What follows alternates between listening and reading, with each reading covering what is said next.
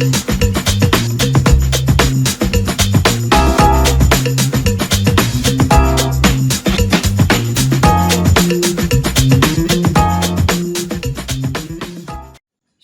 good morning. Kita ketemu lagi dalam Devotion Formation pagi hari ini. Ayo kita berdoa dulu. Tuhan, terima kasih untuk pagi hari ini, hari yang baik, hari yang indah Engkau anugerahkan dalam hidup kami. Pagi hari ini kami belajar sama-sama firman-Mu Tuhan. Biarlah Engkau ada di tengah kami. Apapun yang hamba-Mu sampaikan, itu semua daripada-Mu. Boleh menjadi rema dan mengubah setiap kami yang mendengarnya dalam nama Tuhan Yesus. Amin. Oke, tema sharing saya pagi hari ini adalah Was a Blind Man. Ini belajar dari kisah tentang seorang buta yang disembuhkan Tuhan. Jadi firman Tuhan ini sering banget didengar oleh orang-orang Kristen pada umumnya. Tapi ketika saya berdoa dalam satu pergumulan, Tuhan ingatkan saya akan firman ini adalah firman tentang bagaimana cara kita melihat Tuhan, bagaimana cara kita menilai siapa Tuhan itu yang akan mengubah hidup setiap kita. Amin. Di Lukas 18 ayat 35-43 saya akan bacakan. Waktu Yesus hampir tiba di Yeriko, ada seorang buta yang duduk di pinggir jalan dan mengemis. Waktu orang itu mendengar orang banyak lewat, ia bertanya, "Apa itu?" Kata orang kepadanya, "Yesus, orang Nazaret lewat." Lalu ia berseru, "Yesus, anak Daud, kasihanilah aku." Maka mereka yang berjalan di depan menegur dia supaya ia diam. Namun semakin keras ia berseru, "Anak Daud, kasihanilah aku." Singkat cerita, di ayat selanjutnya akhirnya si orang buta ini disembuhkan oleh Tuhan dan dia mendapatkan pertolongan dari Tuhan. Oke, jadi ada seorang buta mendengar keramaian terjadi dan dia bertanya, "Apa itu? Siapa yang lewat?" Dan ada sekelompok orang yang berkata, yang lewat adalah Yesus orang Nazaret. Kita akan gali sama-sama apa artinya Yesus orang Nazaret. Orang Nazaret sendiri adalah sebutan bagi Yesus yang dikenal tempat tinggalnya ada di Nazaret, karena ketika Yusuf dan Maria pulang dari Mesir setelah menyembunyikan diri dari Herodes, mereka tinggal di salah satu kota di Galilea, di kota Nazaret. Jadi maksudnya Yesus anak orang Nazaret sebenarnya adalah itu tuh Yesus yang tinggal di Nazaret, Yesus nabi yang kita tahu rumahnya ada di Nazaret. Itu Yesus nabi yang kita tahu orang tuanya si Yusuf dan Maria. Itu tuh Yesus yang anak tukang kayu. Oke. Bahkan kota Nazaret pada waktu itu, pada zaman itu adalah kota yang sangat kecil. Dan orang-orang Nazaret pada waktu itu identik dengan orang-orang yang rendah, orang-orang yang udik, orang-orang yang terbelakang, tertinggal. Oke, dalam Yohanes 1:46 ketika Filipus dia memberitahukan kepada Nathanael tentang Yesus, dia menjawab, "Mungkinkah sesuatu yang baik datang dari Nazaret?" Oke, ya benar, si Nathanael pun sama seperti orang-orang sekitarnya memandang rendah orang-orang yang berasal dari Nazaret. Maksudnya apa? Yesus orang Nazaret adalah Yesus yang latar belakangnya dari kota yang udik. Yesus yang ya nabi sih, dia hebat sih, tapi kita tahu tempat tinggalnya. Yesus yang kita tahu dia anak tukang kayu Yusuf. Itu makna dari Yesus orang Nazaret. Oke, lantas apa yang menjadi respon dari orang buta tersebut? Orang buta itu mendengar ada input masuk, yang lewat adalah Yesus dari Nazaret, tapi responnya adalah dia melihat Yesus sebagai, dia memanggil Yesus anak Daud.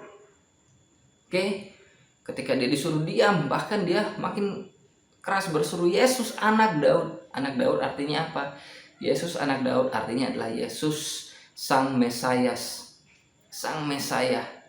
Anak Daud sendiri adalah penggambaran dari nubuatan tentang Kristus yang akan turun, Mesaya yang akan turun ke dunia, juru selamat Tuhan Allah sendiri, sang penolong. Oke. Bahkan ketika dia ditegur sama orang-orang di sekitarnya, mungkin nih orang-orang yang di sekitarnya yang kasih tahu si pengemis nih, itu tuh Yesus tuh, si orang Nazaret yang lewat.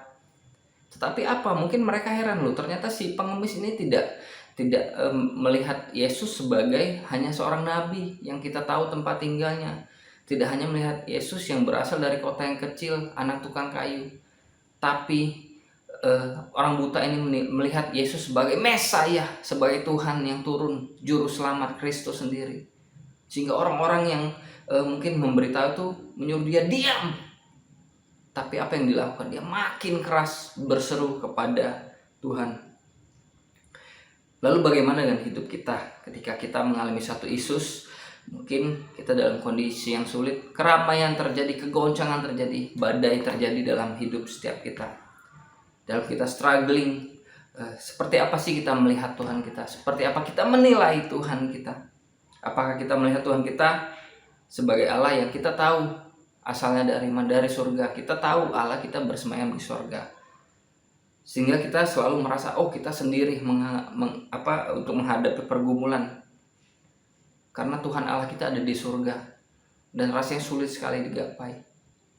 Dan kita tidak melihat dengan benar, kita tidak melihat bahwa Allah kita adalah Allah Immanuel. Allah yang bukan cuma dekat, nggak hanya dekat, tapi malah selalu ada bersama dengan kita. Dia jauh dari dekat, malahan ada bersama dengan kita. Tidak pernah meninggalkan kita. Oke? Apa kita melihat Tuhan hanya sedikit lebih besar dari masalah kita? Stop. Tuhan kita tidak hanya lebih besar dari masalah kita. Dia pencipta langit, bumi. Dia memegang kendali atas semua takdir yang ada di dunia ini. Jangan ukur Tuhan kita dengan hanya masalah. Itu kecil sekali ukurannya. Karena dia memegang takdir atas hidup ini. Tuhan kita jangan dilihat sebagai Tuhan yang berkuasa atas hidup kita. Karena dia tidak hanya berkuasa atas kita saja, tapi dia juga berkuasa atas apa? Atas bosmu yang ada di kantor, atas customer-customermu yang ada belanja di tokomu, atas mitramu, atas partnermu, atas guru di sekolahmu, atas anakmu, atas keluargamu, orang-orang yang kau cintai, orang yang kau sayangi, atas kotamu, atas negaramu, bahkan atas musuhmu, atas semua yang bisa disebutkan oleh lidah ini. Itu semua Tuhan berkuasa atas itu semua. Dia adalah Allah yang besar, Allah yang hebat. Oke, sama seperti orang buta yang melihat Yesus ini. Bahkan dia seorang yang buta, yang tidak pernah melihat Yesus. Seorang buta yang di brainwash oleh orang-orang di sekitarnya, oleh situasinya. Ketika dia menghadapi satu pergumulan, ada kegoncangan keramaian, Yesus datang, orang-orang mulai brainwash. Itu tuh yang datang tuh Yesus orang Nazaret. Itu tuh yang lewat tuh Yesus dari kota yang kecil itu loh. Itu tuh yang datang ya nabi sih, tapi nabi yang kita tahu orang tuanya, kita tahu rumahnya di mana.